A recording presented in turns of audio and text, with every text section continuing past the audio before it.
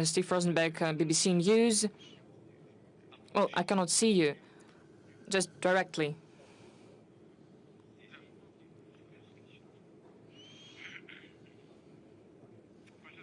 Please.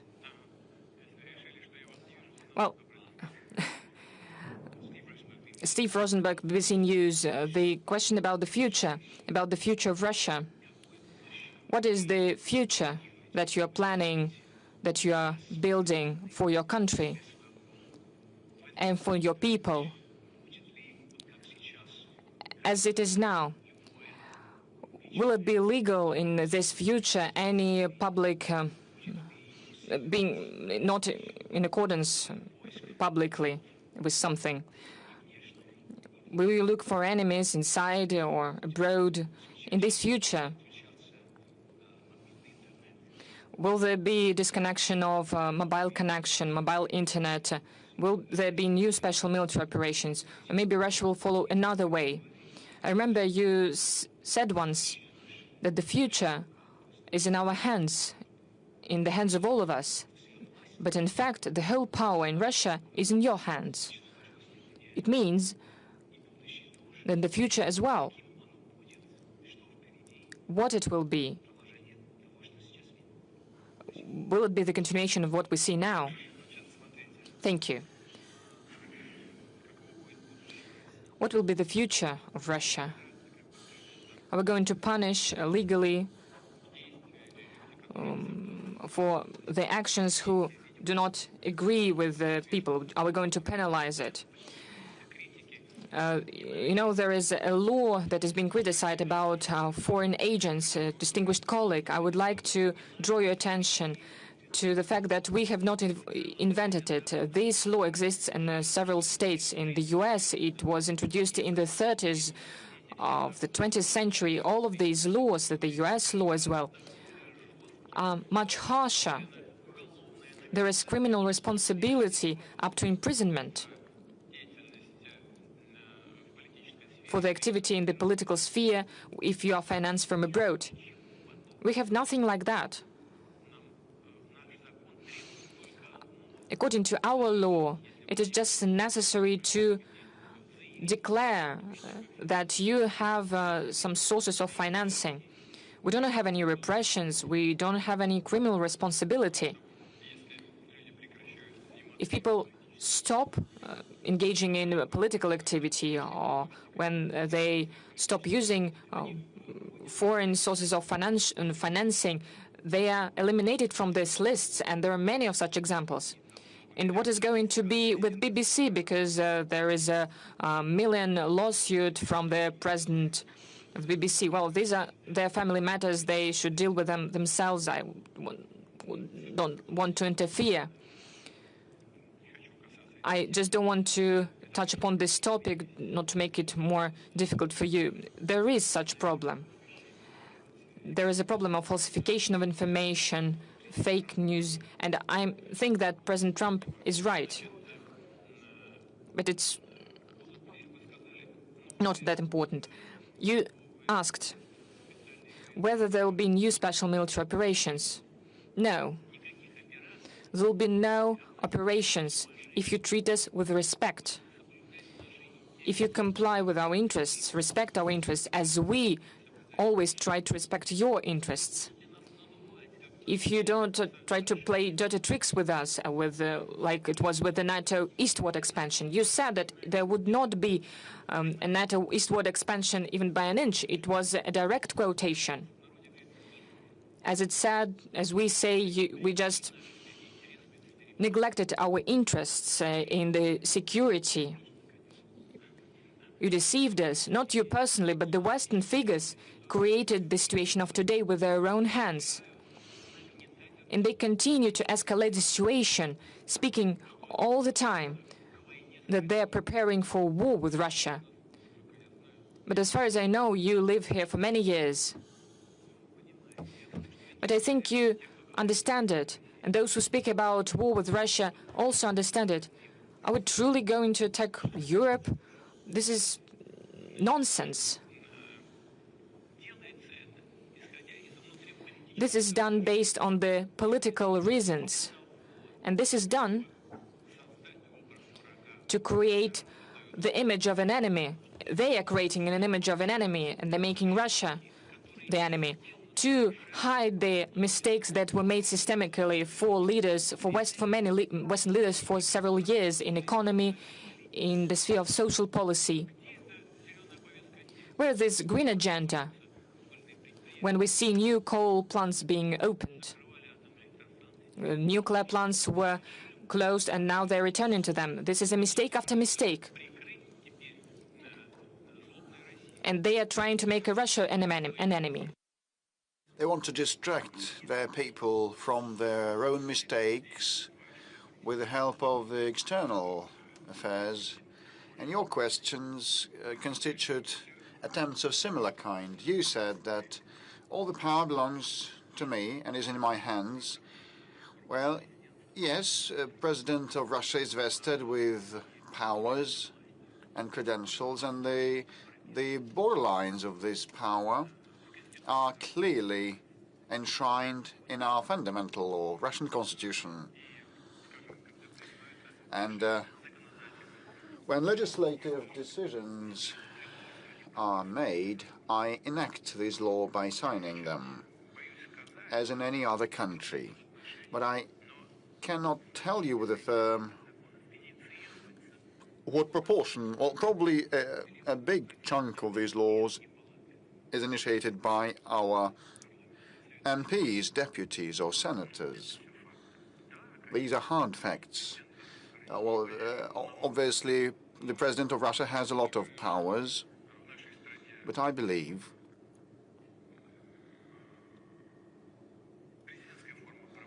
that as this is a presidential republic, this is justified as of today. But in concluding, I must say that we're ready to work with you, work with the United Kingdom, Europe, and the United States, but on par, given the due respect for one another that should be in place. And frankly, incidentally, if we end up there, everybody will benefit.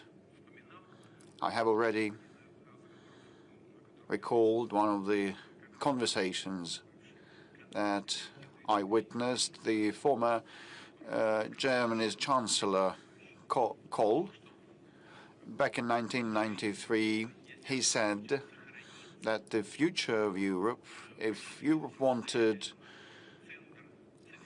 to be preserved as a standalone civilization center, should be together with Russia.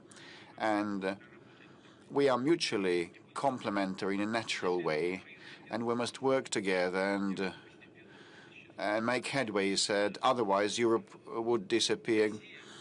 He said, well, look, Russia,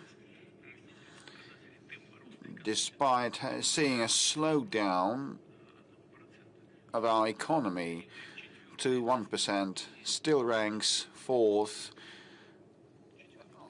in terms of GDP size by PPP, following China, US, and India. Russia is number 4.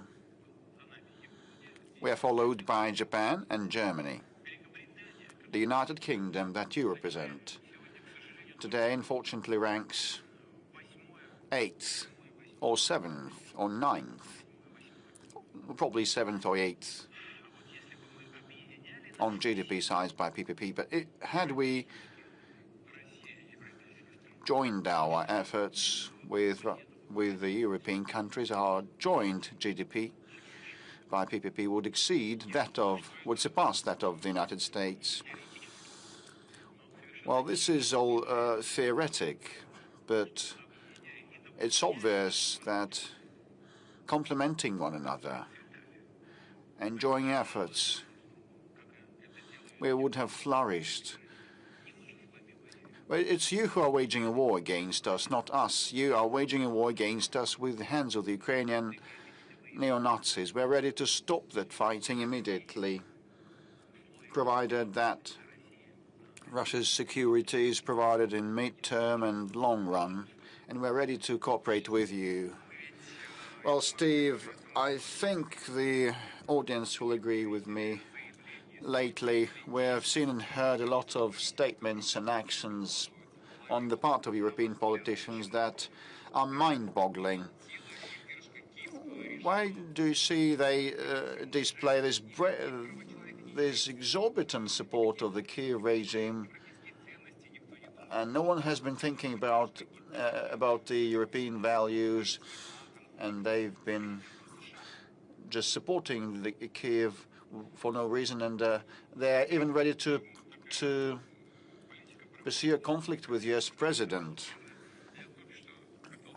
Well, this outrageous policy, as you put it, I've just tried to account for that, answering the question by the colleague from BBC. They are trying to cover up their mistakes, to conceal their mistakes. In economy and finance, and they got in a gauge, and so it is very hard for them to move rightwards or leftwards. With respect to a possible conflict with the US president, there is nothing surprising about that, and it's obvious for any observer. The European elites used to support the Democratic Party and Madam Harris during the presidential campaign in the United States, and they were quite brazen in that, quite straightforward. Once President Trump was accused of meddling with elections, but nothing was proved, and all the Congress investigations ended in nothing. However, the political elites of Europe directly interfered, and that was quite blatant and obvious and uncovered. And they now hope that after the midterm elections next year, the political landscape will change a bit, and their traditional allies will be back on track, and they will put more pressure on Donald Trump. This is why they are so insolent in the view of the forthcoming midterm Congress election. With respect to separate political figures, they have been conducting themselves in an aggressive way, an unprofessional way, I think. Let's come back to domestic developments.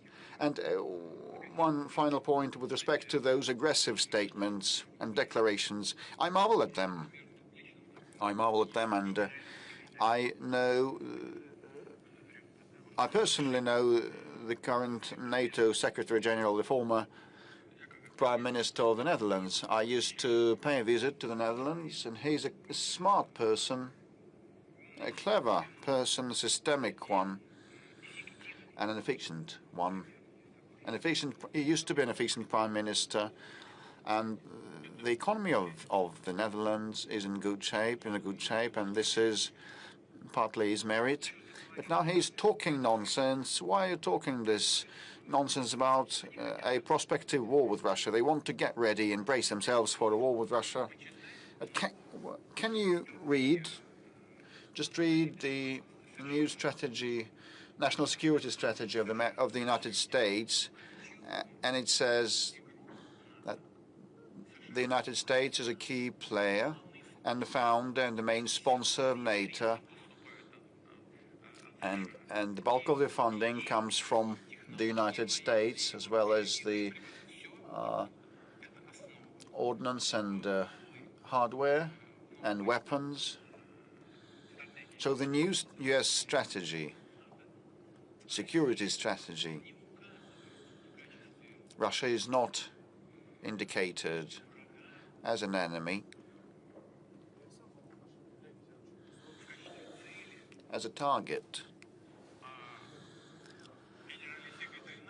while the Secretary General of NATO is bracing himself for a war with us. Why so? Can he read? You are indisposing NATO against Russia to wage a war with Russia. At the same time, the backbone country of NATO does not consider us to be an enemy. I would question the level of professional competence. You should be quite attentive about your own duties, and you should also be open to what is happening around you. So we've been on air for about 3 hours. We've been live for about 3 hours, and we have around 3 million applications and questions, and lots of them are about the housing issue. Well, the family mortgage, people want it to be extended to encompass the second-hand residential market. Well, and this already encompasses 900 locations, but there are some of the restrictions critical for families with many children. They have to move to locations where they build new houses, but it's not universal. Yarostova Ekатерина Sergeyevna from the Tomsk region recorded an address to you. Hello, Mr. President. We are a family with multiple children. We have 3 kids, and we actually want to resort to the family mortgage, but there are no new builds in our location. Those houses already built with flats that are apt for us are over 20 years of age, so we would actually like you to expand the family mortgage to encompass such families as ours and cover smaller locations. Well, it was pre-recorded. The location Strzyżewo, the town of Strzyżewo, the town called Strzyżewo, an oilers town. So in this decision, is she listening? I think she is streaming us live. So this decision has been made, and for regions where they don't have new builds or have very low rates of construction, it is allowed to resort to family mortgage to buy second-hand homes, previously owned homes and flats. So there's always a number of issues cropping up. It all depends on the quality of construction and the quality of a